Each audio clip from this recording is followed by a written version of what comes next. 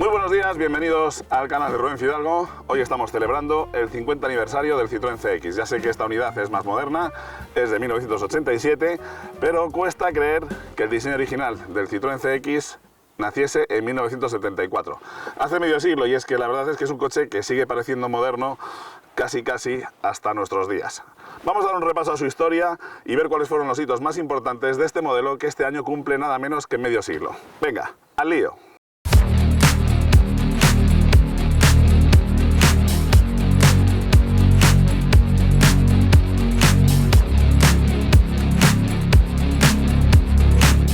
Como os decía, el Citroën CX se presenta en el Salón de París de 1974, así que en este 2024 estamos celebrando su medio siglo de historia.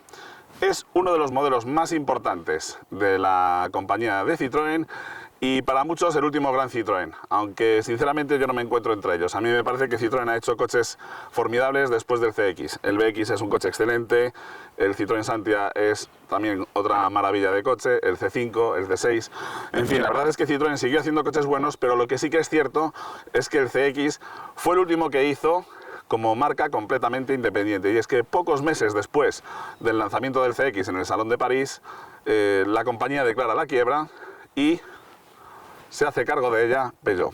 El CX es un modelo muy importante dentro de la marca Citroën. Fue un coche que destacó por encima de la mayoría de sus rivales en cuanto a seguridad activa. El Citroën CX era uno de los coches con la seguridad activa mayor en el mundo en su momento, pero también es cierto que el CX, ya sé que mucha gente le echa la culpa al SM, pero el CX tuvo también gran parte de culpa en esa quiebra de Citroën, y es que no fue barato su desarrollo, y además para la producción de este coche Citroën desarrolló una nueva factoría completamente nueva, la de Aulnay, que costó una auténtica locura de dinero, con muy poca diferencia respecto a también la locura de dinero que costó la fundación de la compañía con motor. Todo eso os lo cuento en la historia de por qué es mentira que el Citroën SM llevase a la ruina a la compañía. Casi tuvo más que ver el hecho de lanzar este coche al mercado en un momento delicado, además a nivel mundial, que el desarrollo del Citroën SM. Por desgracia, Citroën ya estaba, pues imaginaos, si el coche se presenta en 1974 y apenas unos meses después tiene que ser adquirida por Peugeot, el desarrollo de este coche se lleva a cabo en un inicio en el que la compañía está muy boyante y súper optimista, pero hacia el final de su desarrollo ya empiezan a haber problemas, con lo cual hay cosas en este coche que no se terminaron de evolucionar, como principalmente el motor, y es tal vez lo que más desentona en el coche. Sin ser una mecánica mala, el resto del coche es tan excepcional que si tuviera un motor a la altura del resto del vehículo sería casi perfecto. El Citroën CX tiene el difícil papel de suceder a un coche mítico, nada menos que al Citroën DS. Es cierto que el DS llevaba ya casi 20 años en el mercado cuando se presenta el CX, se presenta en 1955 el DS y en 1974 el CX, pero es que el Tiburón seguía siendo un coche con muy buena aceptación en el mercado, aunque ya con una concepción un poco obsoleta. Aunque heredaba y mejoraba muchos de los elementos del Citroën DS, como la suspensión, se perfeccionó el sistema hidroneumático de la suspensión, también se mejoró la dirección asistida, que ahora sería de asistencia variable en función de la velocidad y concentrado automático, muy parecida a la del SM, aunque con una mejora que veremos después. Frenos de disco en las 4 ruedas, a diferencia del Tiburón, que tenía tambores en el eje trasero, y un diseño muy moderno para la época, que había estrenado ya en su momento el Citroën GS de la mano de Roberto Pron, y que, bueno, tuvo su controversia porque se parecía demasiado al prototipo presentado por Pininfarina para la BMC, la berlina aerodinámica 1800, cuya silueta es prácticamente un calco la del CX y también de la del Lancia Gamma y del Volkswagen Passat y, en fin, de varios coches de la época que se vieron influenciados por el diseño de este concept car. Citroën decide utilizar el nombre de CX en el modelo definitivo nacido del Proyecto L debido a la aerodinámica de la carrocería, aunque es justo reconocer que era más aerodinámico el Citroën GS. De hecho, el Citroën GS era incluso más aerodinámico que el Citroën SM, debido a que, bueno, es un coche mucho más compacto y con una menor superficie frontal y que tiene una zaga también con un efecto cam muy marcado. El diseño de Roberto Pron es muy limpio, no tenemos desviabrisas ni cortes en los cristales de las puertas, solamente 3 lunas en el lateral. La verdad es que el GS se parece mucho al CX, casi es como una especie de CX más compacto. Y llama la atención su diseño porque en casi 20 centímetros menos de longitud que el Citroën Tiburón, el Tiburón está en el entorno de los 4,9 metros, mientras que este coche apenas llega a los 4,7 metros de longitud, consigue un interior mucho más habitable que el del Tiburón y también un maletero más espacioso. El truco está en que la mecánica ocupa mucho menos espacio, ya que en el Citroën DS teníamos el motor desde aquí hasta aquí y todavía por delante tendríamos que meter la caja de cambios, mientras que aquí el motor se coloca transversalmente y aprovechan ese espacio para ganar en el habitáculo. Por fortuna o por desgracia, al Citroën CX al final se le negaron los motores que en un principio estaban previstos. Y digo que por fortuna o por desgracia porque sí, es cierto que meter aquí un motor de un Citroën DS que ya estaba obsoleto en 1974, pues desentona un poco con un coche que por lo demás es modernísimo en su tiempo, incluso en algunas soluciones sigue siendo moderno hoy en día, después de medio siglo. Pero estos motores de los Citroën DS eran robustísimos, con lo cual la fiabilidad mecánica va a ser mucho mejor probablemente de lo que habría sido si se le hubieran instalado algunos de los motores que estaban previstos. Os decía en la prueba del Mazda RX-7 que Citroën estaba muy involucrada con el desarrollo de los motores Wankel. Aquí en un principio lo que más les hubiera gustado a los ingenieros de Citroën y tal vez a mí también sería instalar un motor de 3 rotores Wankel. Habían desarrollado un motor con un solo rotor para el M35, el prototipo.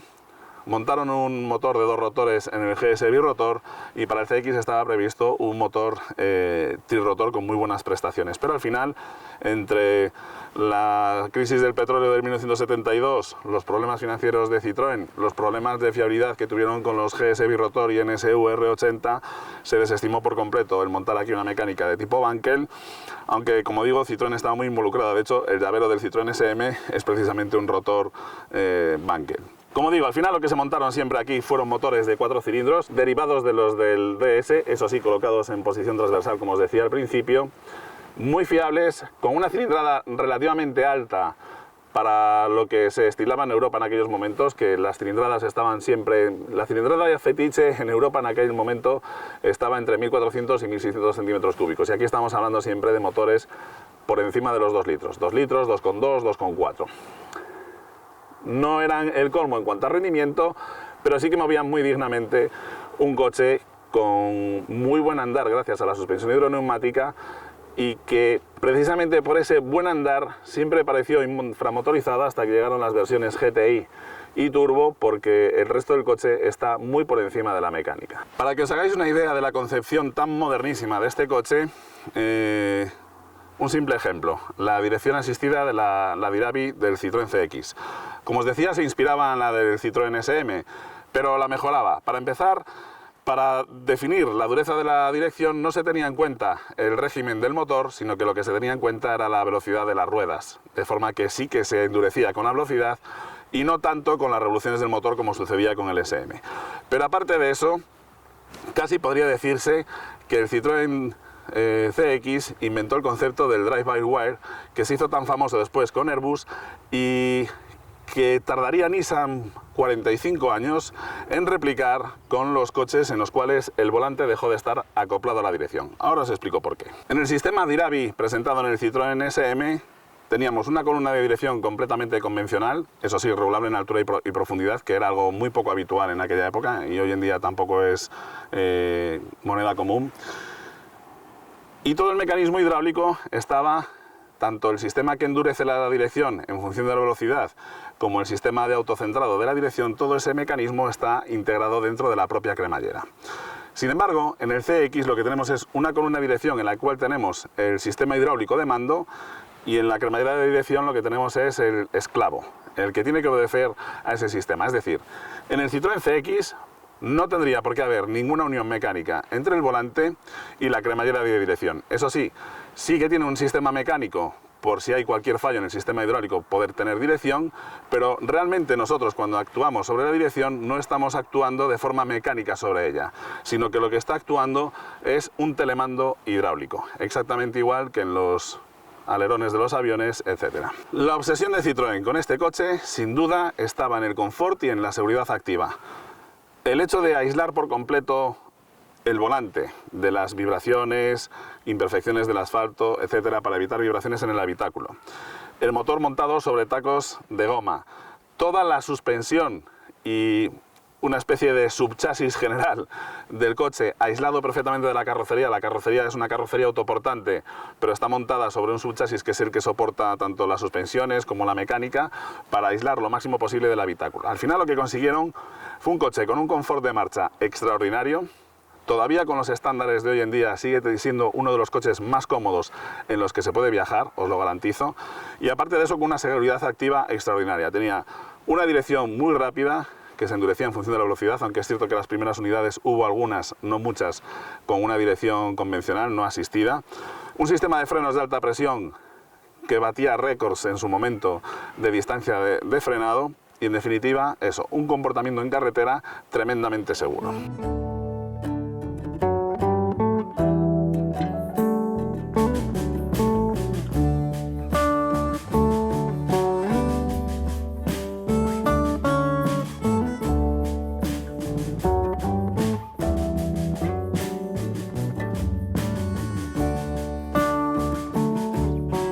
Lo cierto es que el modelo definitivo nacido del Project L cambia mucho estéticamente respecto al Concept Car, sobre todo en la parte frontal. Se decide abandonar ese diseño demasiado en cuña de los faros delanteros y que además recuerdan demasiado a los del Austin Princess, y se opta por una solución más aerodinámica con un frontal más afilado, las esquinas en chaflán en lugar de planas y, como digo, mucho más afilado y aerodinámico. Sería una de las señas de identidad del Citroën CX.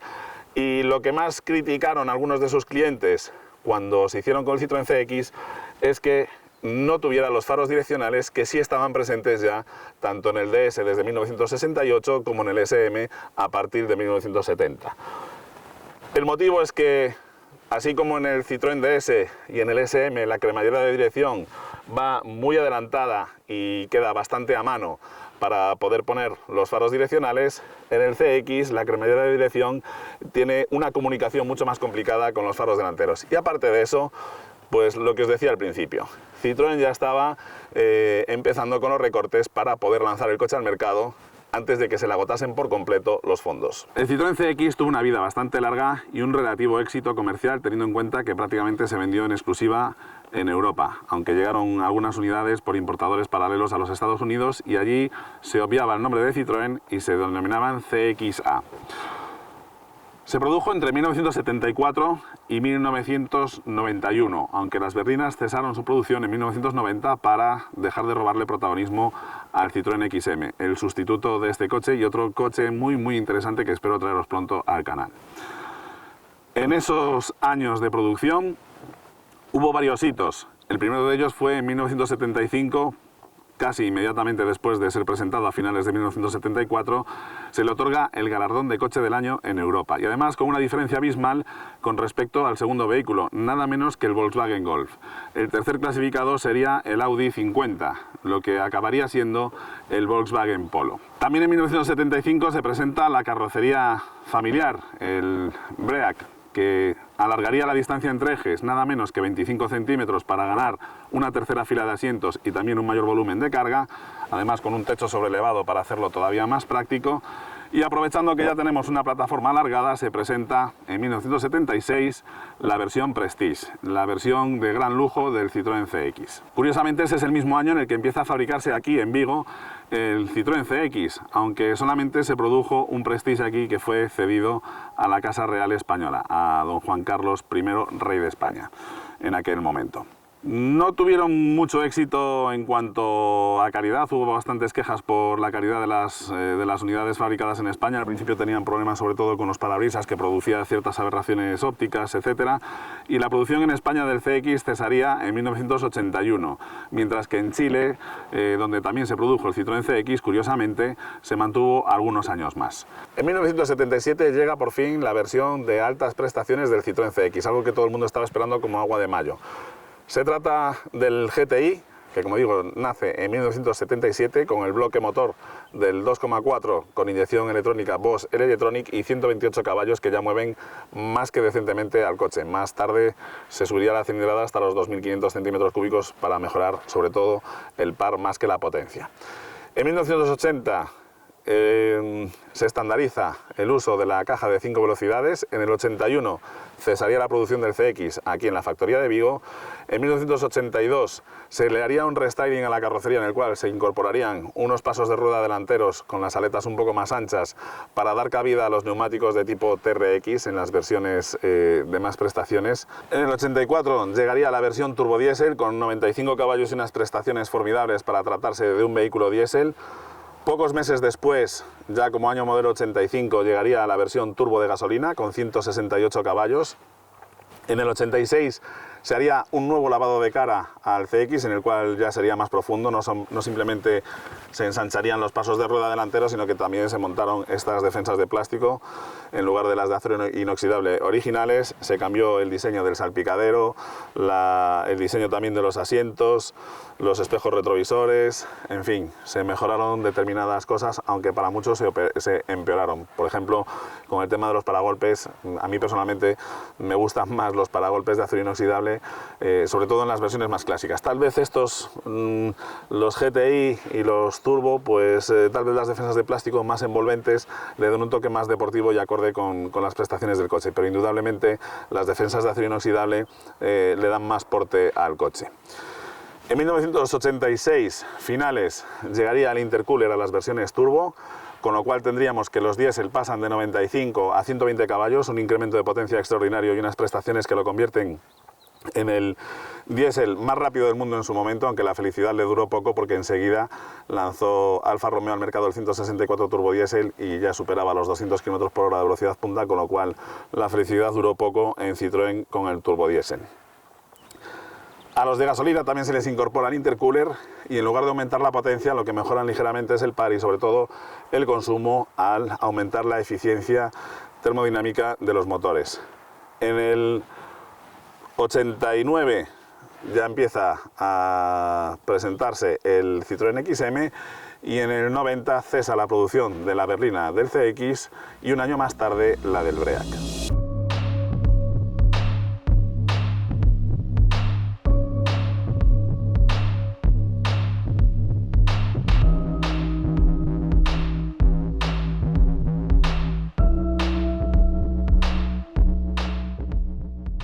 El Citroën CX es un coche que se vende bastante bien, teniendo en cuenta su precio. No era un coche nada barato y que tuvo rivales muy duros. Sin embargo, hay que reconocer que el CX era un producto extraordinariamente bueno. Tanto es así que os animo a que busquéis una comparativa que se realizó cuando el Citroën CX ya llevaba prácticamente 10 años en el mercado, y en ella se compara al Fiat Croma, al Mercedes W124 y al Audi 100 con el CX, y arrasa con ellos en distancias de frenado, confort, seguridad activa, etcétera. La verdad es que es increíble que un coche que ya tenía a cuestas, pues eso, prácticamente 10 años, seguía plenamente vigente en aspectos tan importantes como sobre todo la seguridad activa. Hubo algunas versiones especiales del Citroën CX que hoy en día son muy cotizadas. Supongo que la que más conoceréis es la de la serie de los Citroën CX Concorde, que fue una serie limitada que se lanzó en colaboración con Air France para celebrar el 10º aniversario del primer vuelo del Concorde, y que bueno, fue una serie que no salió del todo bien. Citroën retrasó muchísimo las entregas de estos coches y al final Air France canceló el contrato y se produjeron muy pocas unidades que hoy en día pues están cotizadas por encima de los 100.000 euros. Otras versiones especiales también muy cotizadas son las descapotables denominadas Orphée, que también son bastante atractivas. Es un coche con un diseño bastante peculiar, un CX con la longitud que tiene, aunque se haya recortado ligeramente en estos cabrios, sigue siendo un coche largo con solo 2 puertas, y además a mí personalmente me llama la atención que en las luces traseras montasen los pilotos del Citroën Visa. La verdad es que es un diseño bastante curioso. Por supuesto, Tissier tal vez hiciese los CX más espectaculares, y tienen una historia muy particular estos Tissier. Tissier lleva a cabo una de las modificaciones más audaces y más espectaculares que existen sobre los Citroën, tanto los DS como posteriormente los CX e incluso los XM. De lo que se da cuenta Tissier es de que en los años 70 las furgonetas que hay en el mercado son lentísimas y poco eficientes, y que existe un mercado para el transporte de mercancías urgente, ya sean pues productos farmacéuticos, periódicos, desde que salen de la rotativa hasta que llegan al kiosco. Incluso Bruselas llegó a contratar los servicios de estos vehículos para el transporte, como digo, urgente. Las furgonetas eran demasiado lentas, así que ¿por qué no coger un coche que fuese rápido y lo suficientemente seguro y capaz como para cargarlo con periódicos, cargarlo con mercancía y lanzarlo a toda velocidad por las carreteras de la época para que llegasen a tiempo a su destino?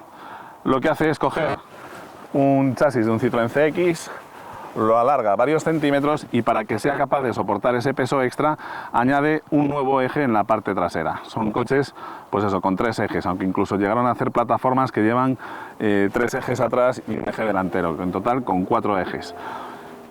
Gracias a eso se consigue solucionar ese problema del transporte urgente de mercancías y la verdad es que gozaron de un relativo éxito hasta que la mítica Fiat Ducato consiguió unas muy buenas prestaciones ya en una furgoneta y ya no era tan necesario modificar un coche, lo cual salía carísimo para ese transporte urgente. Pero la verdad es que gracias a esa audacia de Tissier nos quedan algunas de las modificaciones más espectaculares realizadas sobre el CX. También fue un coche muy habitual esas modificaciones de Tissier y de los XM para unidades móviles de emergencias, de servicios de ambulancias, etc. Gracias a la suspensión hidroneumática, los enfermos y los médicos que atendían a estos enfermos podían viajar sin demasiados traqueteos en el interior del coche y, por supuesto, a una velocidad superior que en una ambulancia convencional. Como usuario habitual del Citroën CX, la verdad es que el confort que tiene este coche de marcha es impresionante. Tanto es así que incluso le estoy haciendo más kilómetros de los que debería, porque confieso que es adictivo viajar en él. No es un coche especialmente cómodo para moverte por ciudad, porque bueno, el tamaño es engorroso, aunque tiene un buen radio de giro, pero es un coche voluminoso. Y los consumos además en ciudad son altos, pero plancharte un viaje en carretera con este coche la verdad es que es impresionante, a nivel de confort, a nivel de seguridad, de prestaciones, etcétera. Hablo de seguridad activa, lógicamente aquí no tengo airbags ni nada que me salve en caso de darme un trastazo, pero tiene un montón de sistemas pensados para evitar precisamente ese impacto, que en mi opinión es lo más importante. El comportamiento es tremendamente seguro. Además lo llevo calzado con neumáticos todo tiempo y la verdad es que cuando llueve su comportamiento es extraordinariamente seguro. En fin, cuesta creer que este coche se haya desarrollado hace eso, medio siglo, porque conducir cualquiera de los coches contemporáneos de su época, y me doy cuenta que, por ejemplo, pues yo tengo el Mercedes, el clase S, el W116, y la conducción del CX es la de un coche mucho más moderno que la del Mercedes clase S W116, que también era un coche con una concepción muy moderna en su día, pero realmente esto jugaba en otra liga y no exageraban cuando en las publicaciones de la época decían que Citroën llevaba varios años de adelanto a la competencia. En fin, espero que os haya resultado interesante este reportaje sobre el Citroën CX y yo me despido de vosotros deseándoos mucha suerte y hasta pronto. Hola, probando. Muchas gracias, feliz cumpleaños Citroën CX.